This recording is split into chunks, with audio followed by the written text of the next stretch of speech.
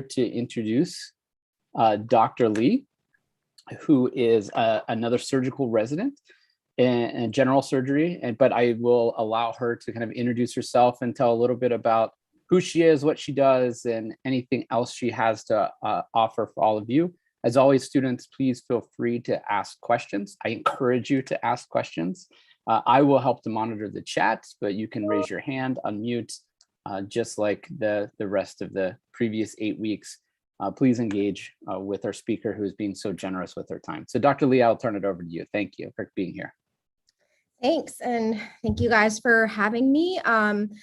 I have put together just a few slides. This is very informal, so please feel free to interrupt me at any time if you have any questions.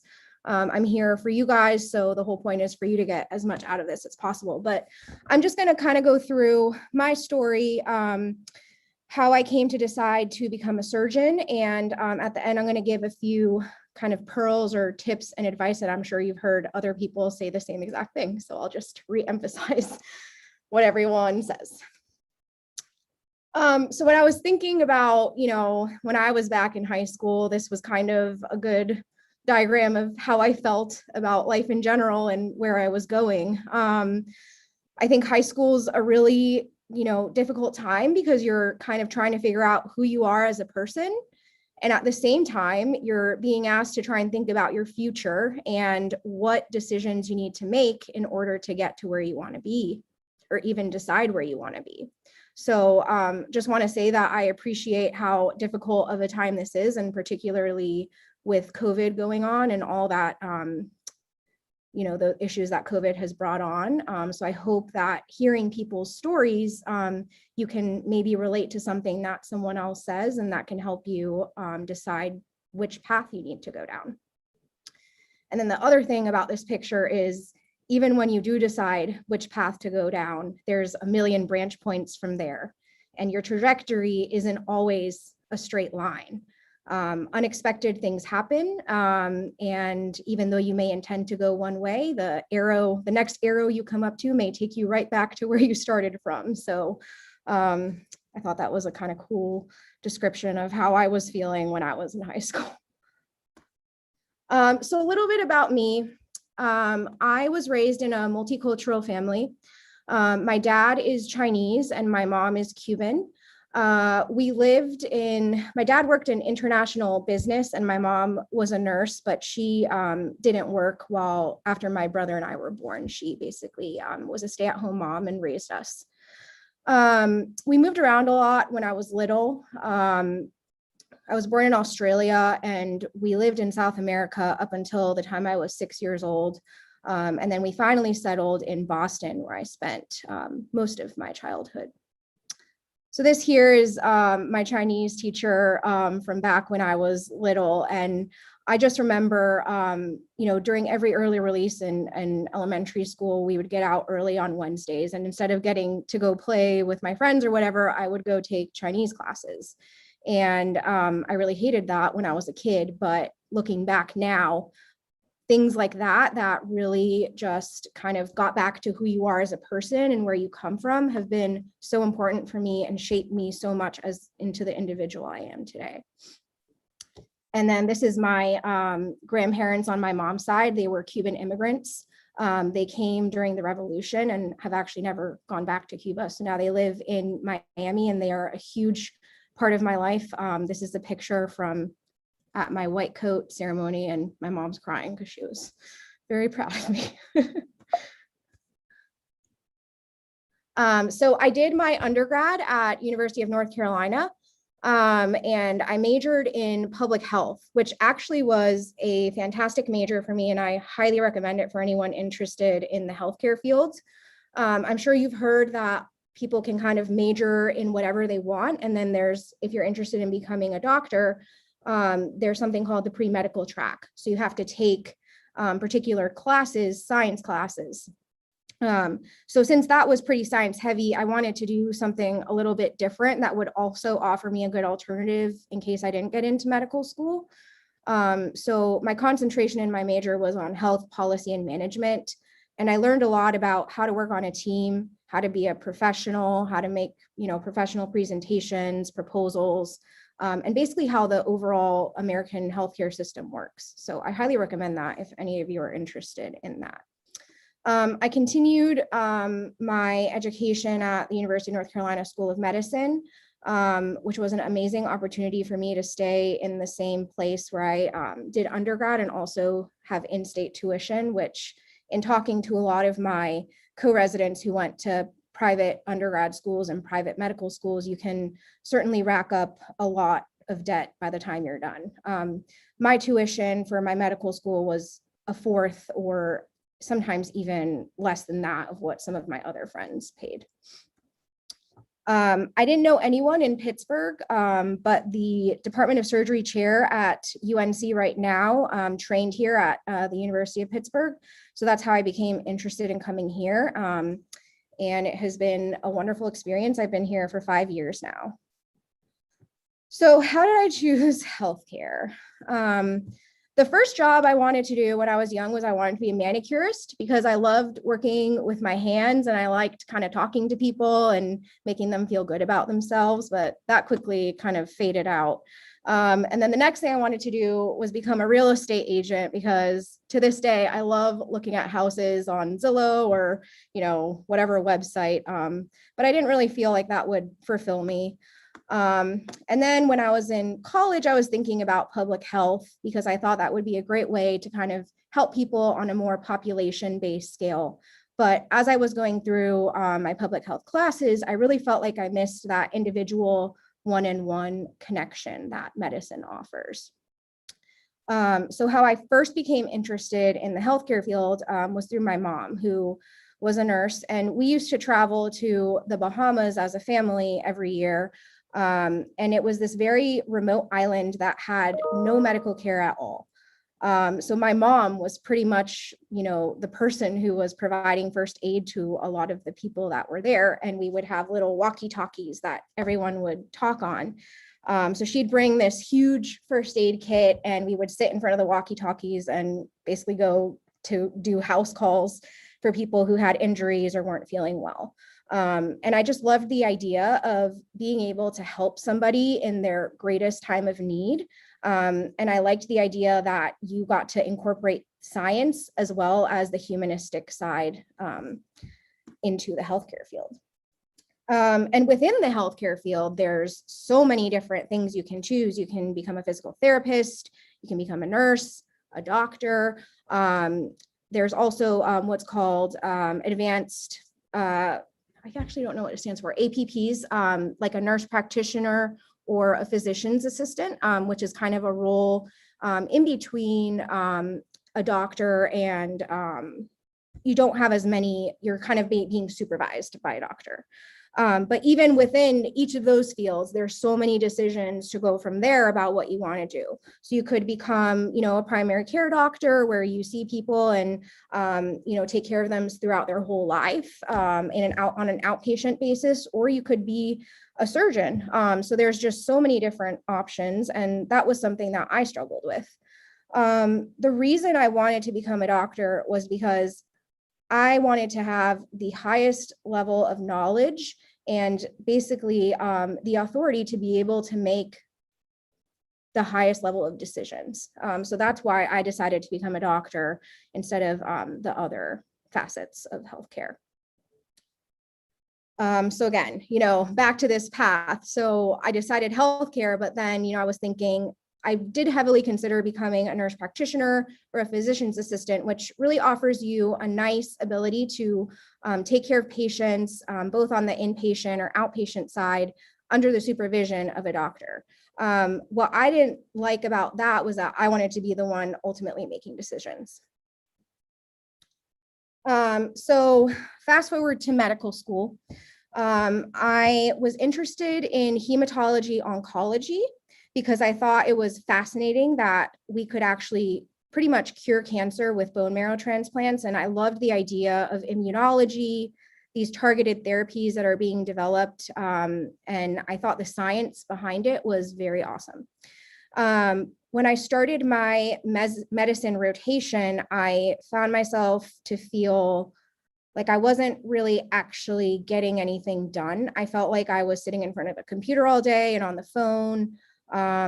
And the impact we were having on patients was more, okay, we're going to start you on this medicine, and 3 months later, or 6 months later, we'll see how you're doing. And that to me just felt unsatisfactory. I wanted to help people in the here and now.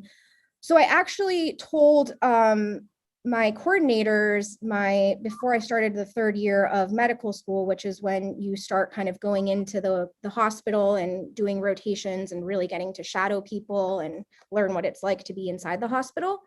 I told them that I didn't care what my schedule looked like. I knew the one thing I didn't want to do was surgery.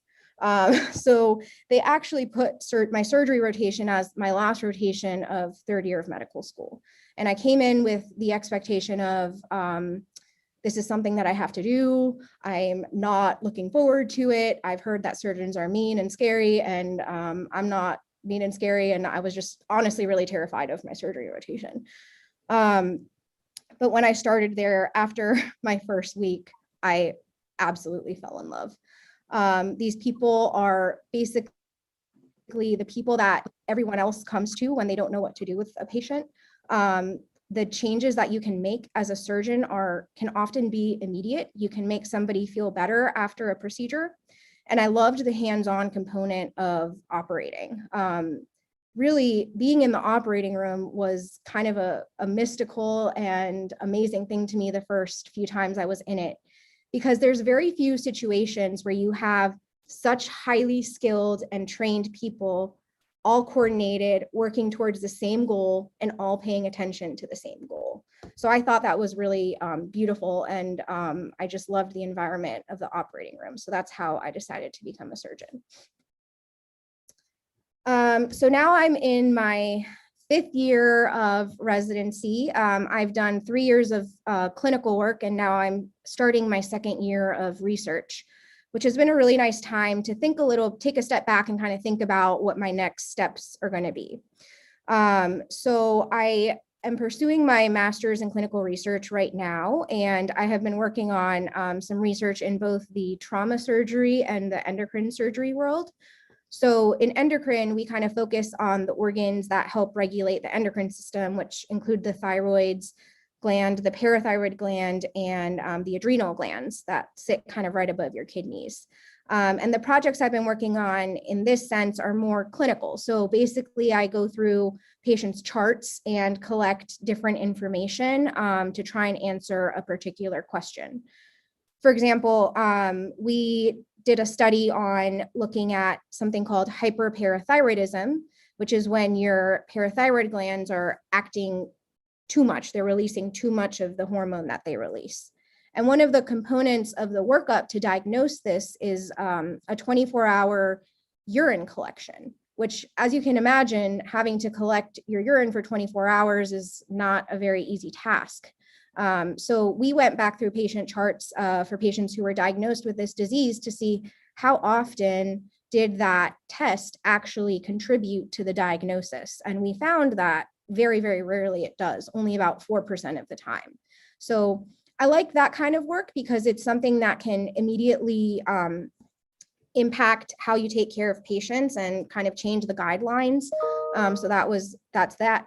And then in the trauma world, I'm working on what are called secondary analyses. So basically subsetting off of a big clinical trial, which was looking at a drug called tranexamic acid, which basically tries to help prevent bleeding after people are injured. So the overall study was looking at people who received this drug while they were in transport to the hospital, so in a helicopter or in an ambulance, and comparing how those people did to people who didn't receive the drug.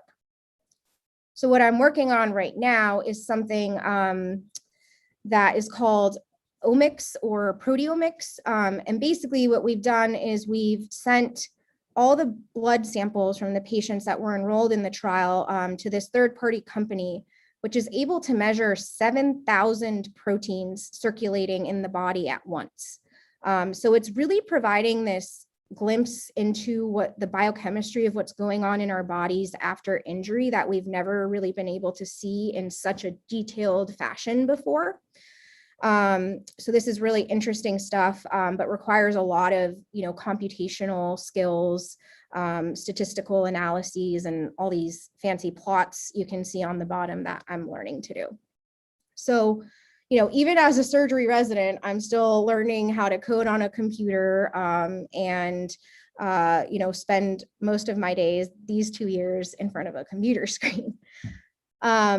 In terms of the clinical interests I have, I'm thinking about vascular surgery, which is a really interesting field that combines both open surgery as well as what is called endovascular surgery, which is all done through just a small puncture, usually in your femoral vein or artery, which is kind of in your groin area. So it's pretty amazing the things you can do using just that small puncture site, wires, and right here on this picture, you can see a balloon. So here they're basically put this wire and this catheter into an artery, and they're inflating the balloon to try to push this, plaque out to the side so that people can get better blood flow. The other specialty that I'm thinking about is trauma and acute care surgery, which basically is a lot like a hospitalist or a surgeon who works in a hospital all the time and is basically the person that comes up, helps and does operations on hospitalized patients that have surgical issues. And then trauma is basically taking care of people who have injuries. And it can be very, very exciting and a big adrenaline rush to try and help someone who is basically on the brink of death. You really can't find sicker people than a sick trauma patient. So that's just my background and how I came to where I am today. And I'm just going to provide a little bit of tips and advice that I wish I had known along the way. So I'm sure you've heard this a million times, but I want to re-emphasize how important mentorship is. And I think when I first started thinking about mentors, I thought it was this very formalized relationship where, you go to their fancy office and sit at their desk and cross your legs and have to be very formal. But really, mentorship can be much more informal than that. And I think the best thing to do is to try to get mentors and kind of every step above you. So, if you're in high school now, maybe someone who's in medical school, can provide you with a lot more information than someone who's been in practice for 30 years and went to medical school 30 years ago. So really try and get as many people on your side as you can. And just things like this Hillman program are wonderful because you get exposure to a lot of different types of healthcare providers and get their contact information.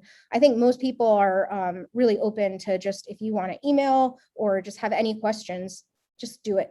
Because the more that you talk to people, the better you'll feel about what decisions you're making. So these are just a few of my mentors. This is Dr. Dent. She was from my medical school, and Dr. Avalos, when I was interested in hematology, they're both hematologists and really helped me kind of do my first basic science research project and present at a meeting, which I had never done before. These three ladies here are surgeons at the Carolinas Medical Center, which is where I did my third year of medical school. And I was just so lucky to be on a team of all female surgeons because for me, I kind of felt like surgery was not something that I would ever do. And they were just wonderful examples of that surgeons can look like anybody, and they can have all different types of personalities, and they can be nice and easy to get along with. So I really thank them for and attribute my interest in surgery to them. And then here on the bottom are my current research mentors, Dr. Sperry, who is a trauma surgeon, Dr. Yip, who's an endocrine surgeon, and Dr. Zhang, who is a vascular surgeon. Another tip, or I guess life advice, is that challenges shape you and are extremely important to who you are and the individual you become. When we're going through them, they're obviously not fun, but I think, after you kind of push that boulder up the mountain and get the view from the top, you realize that challenges are actually more important than successes. The biggest challenge that I had growing up was that Before my senior year of high school, my family moved from Boston to Switzerland because of my dad's job. And so I was basically really upset because, I had built this life and it was going to be my senior year of high school. I was going to be captain of the field hockey team and hang out with my friends. And now I was going to move to a country that I didn't even know how to speak the language. And I remember, starting in school there and eating in the library because I didn't know anybody, and just being just completely just everything that I knew about myself was taken away, and I was stripped down to, the little fundamental things and transplanted in this environment that I knew nothing about.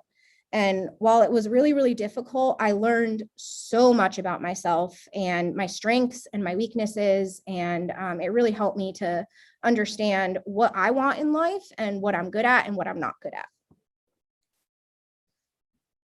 Passion and purpose are crucial. You need to have passion. And if you want to become a doctor, and particularly a surgeon, doing that job has to give you a sense of purpose and make you feel good, because there's going to be really hard days, there's going to be really hard weeks, really hard months, and you have to be able to come back to the reason that you're doing what you're doing. And for me, what was the most exciting and things that I love the most during my time in the healthcare field has been helping underserved communities. And I think that I have, a unique set of skills because I do come from a Cuban family and I speak Spanish to help Latino patients. So that is really kind of my passion. And during medical school, I helped volunteer at a free Hispanic clinic out of a church.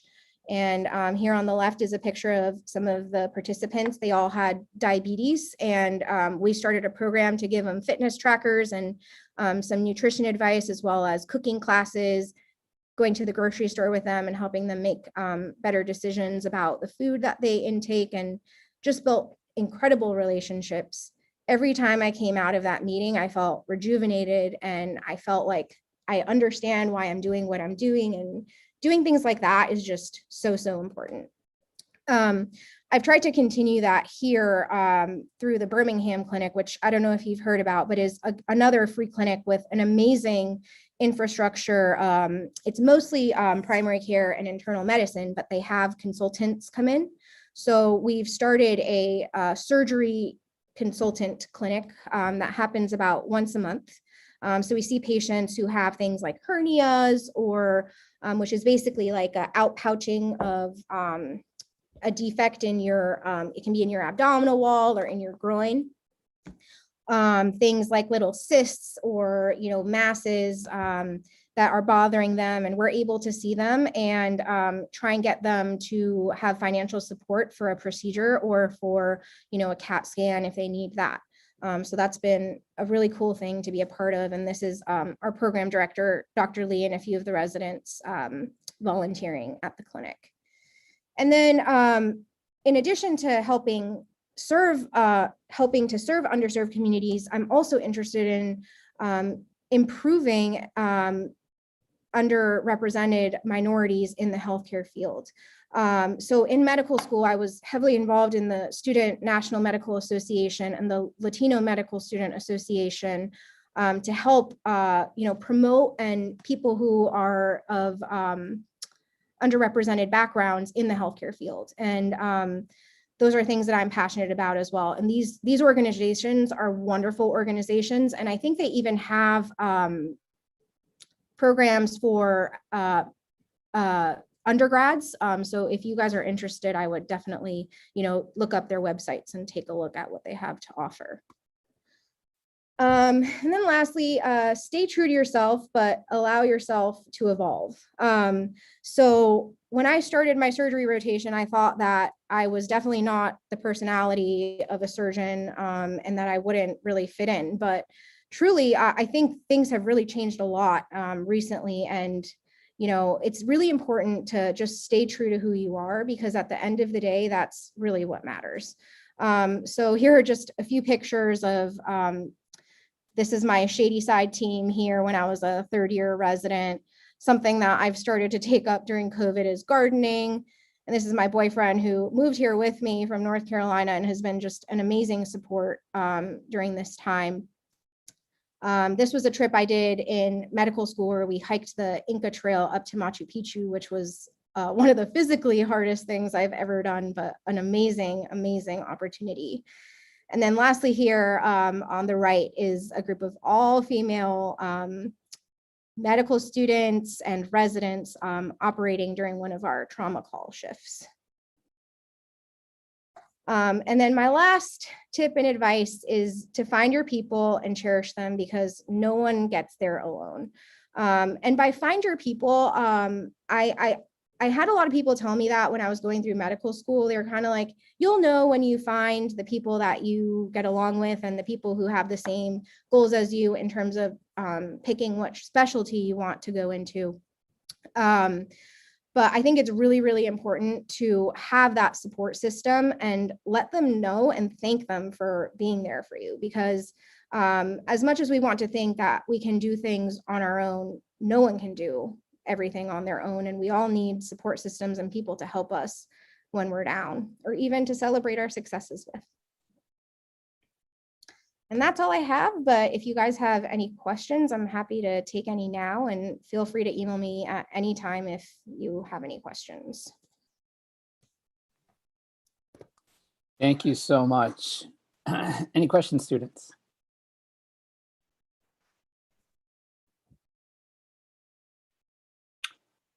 Asking the first question is always hard, so I'll do it. So I really appreciate how you talked about kind of finding out what you like to do and how you were willing to change. I think that's such great advice.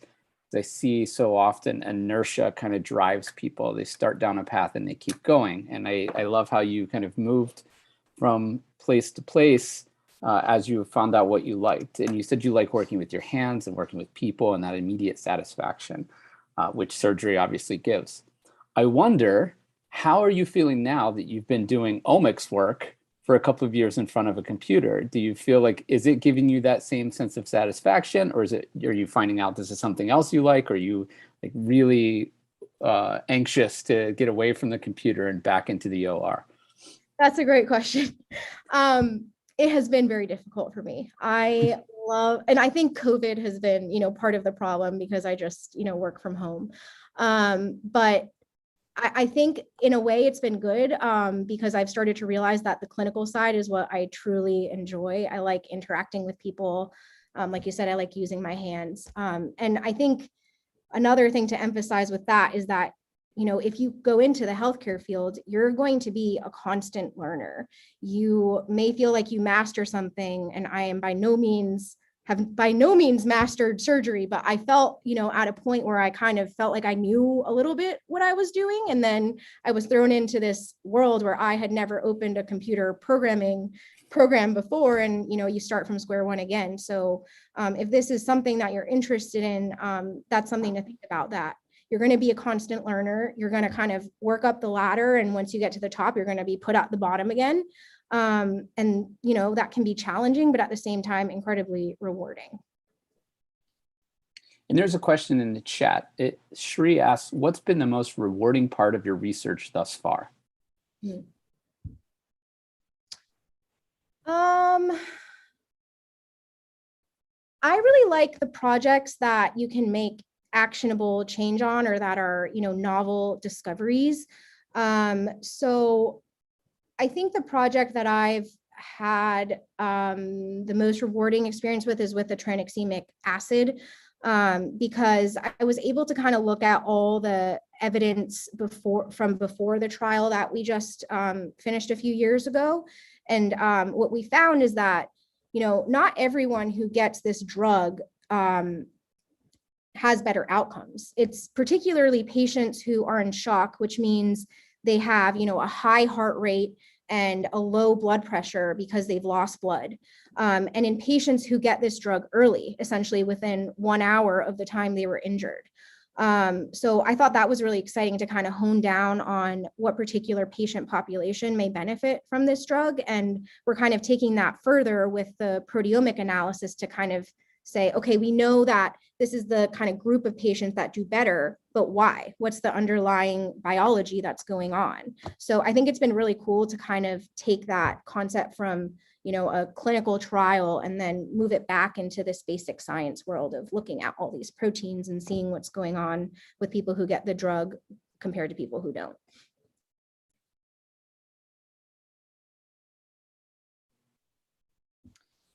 Jasmine asks in the chat, is there anything that you wish you knew or that someone told you for discovering a career path?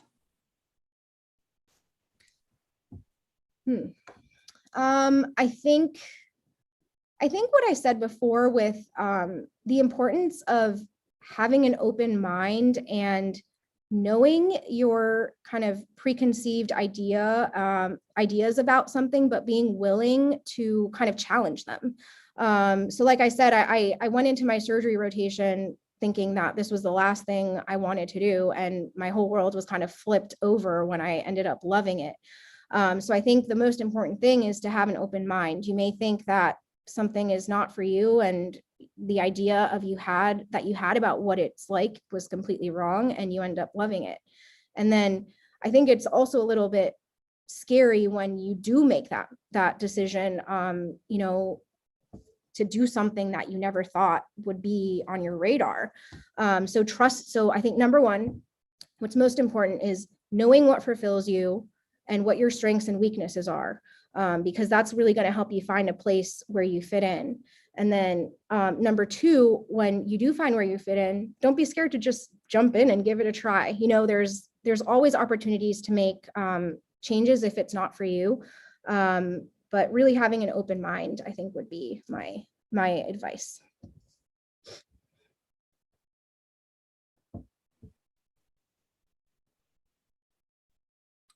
Any other questions?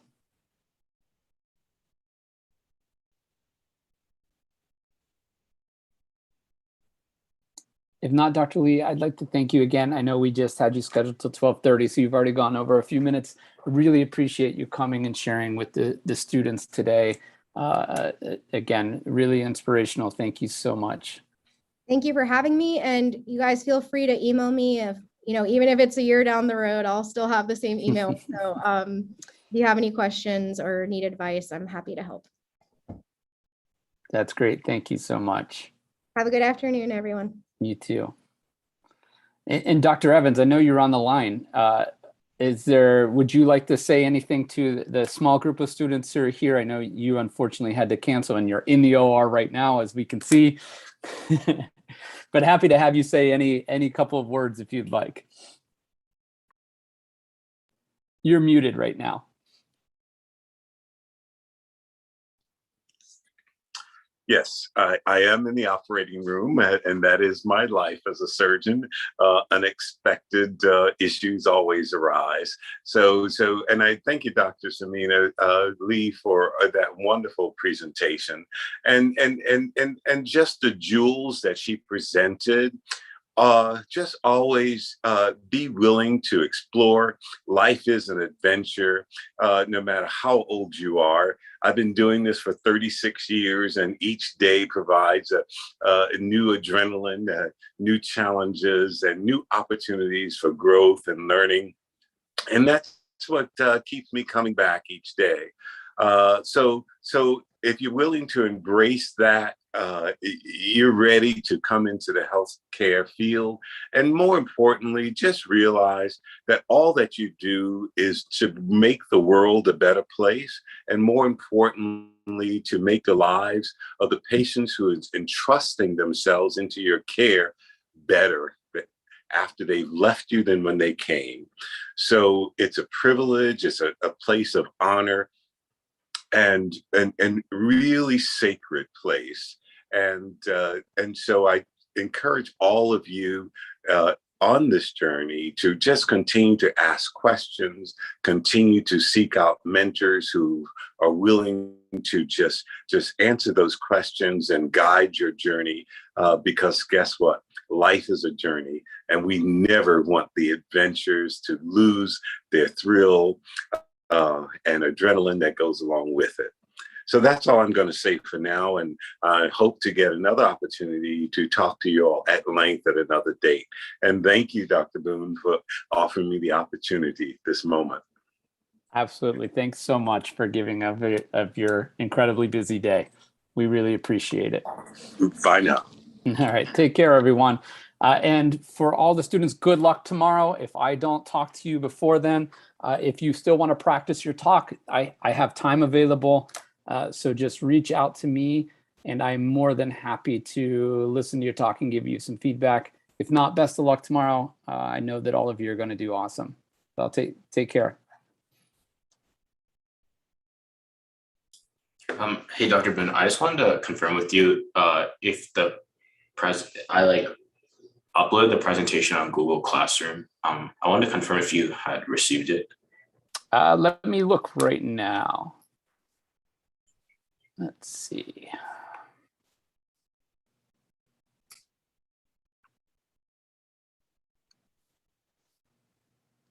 Let's go back. I see it on there. Oh, there you go.